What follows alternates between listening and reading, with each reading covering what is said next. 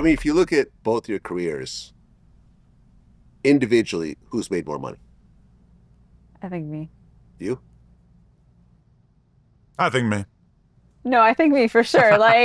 For sure. I mean, I have less overhead Yeah. and I Nah. made a lot of money. Like, I had OnlyFans before the pandemic, and then the pandemic happened, and I thought my money was going to go down. I was pregnant February 2020, and everything was going up because everyone had those checks to spend at home. And so, and then I did the thing with Jason, and that made millions.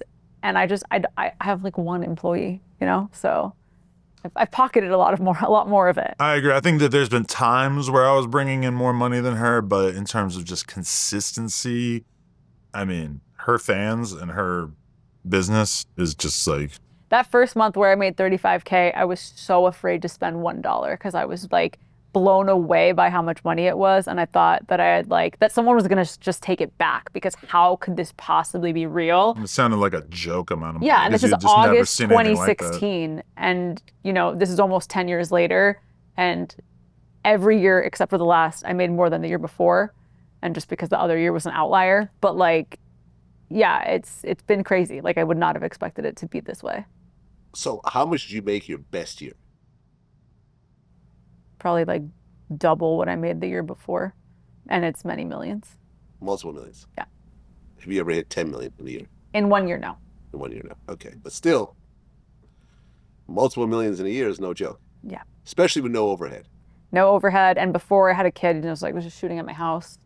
So Yeah. it's like, I mean, Vlad TV consistently makes millions, but we have a big overhead. We have a dozen employees. We got a New York studio. Insurance. This, Insurance. We got expensive. a bunch of stuff. Salaries, equipment, everything. Appearance fees, Yeah. everything. I'm going to be real, like, a lot of the stuff that we do is kind of a labor of love. Like, me and you both will do an interview that we're not planning on making a huge amount of money off just because we want to have the conversation and Yeah. we feel like it's good for the brand overall. And, it's like recently I went to New York and I filmed with Bobby Shmurda and did a Mano interview and went to a bunch of different neighborhoods filming videos and stuff. And, she was just coming home from having shot the scene with Jason Love as well as another scene. And we're talking about it and it did kind of stand out. So there's another scene There's another scene with someone else that will be dropping in the near future, yeah. with a man? Yeah. Okay. And he was So trying to this'll make me be- feel bad about going on this trip. He was giving you he was a hard calling me a time. floozy, and I was like, "This week is gonna pay for my whole year. How dare you? And you're going to New York and lose money." Well, she's like, you're going to New York, you're trying to like break even, right? I'm like, yeah. She's like, she's Still like, broke ass. No, and I was like, "How dare you?" And I had got booked for 2 club appearances like right before, so I was like, well, I'm just fucking around. "I'm like, there. come on! Like my work is important too. I pay half of everything." Everything. I remember I brought this up last time. So you guys actually split your bills, which for a Everything. married couple is not very common. I mean, I feel like everything. every comment I read on that clip of you talking about that was dismayed by you acting like it's so uncommon for people to carry their equal weight in a relationship. Adam bought me a designer bag for like my first birthdays when I was with him, and I was like, whoa, like I freaked out. I just don't expect a guy to like pay for my life or spend that much money on me. I've always supported myself. I always had a job since I was like 15.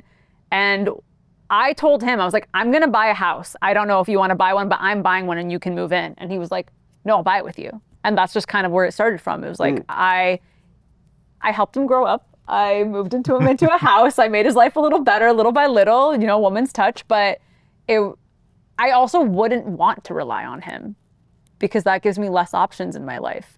There's this joke online of women being like, I can't believe they convinced us that this is oppressive. And it's like the man is the provider and the woman stays home. But it's like some men used to be really fucking abusive towards their wives and then they had no choice. Like I would never want to live off of just somebody else. I think that would be really hard for me. And I think we both kind of envision a future at some point, whether it's 3 years from now or 5 years or 10 years or whatever, but there'll probably be a future where she kind of hangs up the porn thing, not in full, because obviously she'll still have OnlyFans and still probably shoot some photos and content or whatever.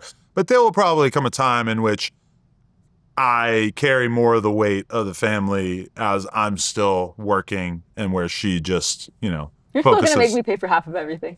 Well, I'm going to hold on to that for as long as possible, yes. But at some point, let's say we have 3 more kids and she's just home, dealing with all that, which is for sure a full-time job, and I'm working day in, day out, then maybe that dynamic kind of changes. You But pay for all. I pay for none. it's also important to note that, like, you know, we're both doing well for ourselves, so it's not like, you know, we've never had to struggle to pay the bills.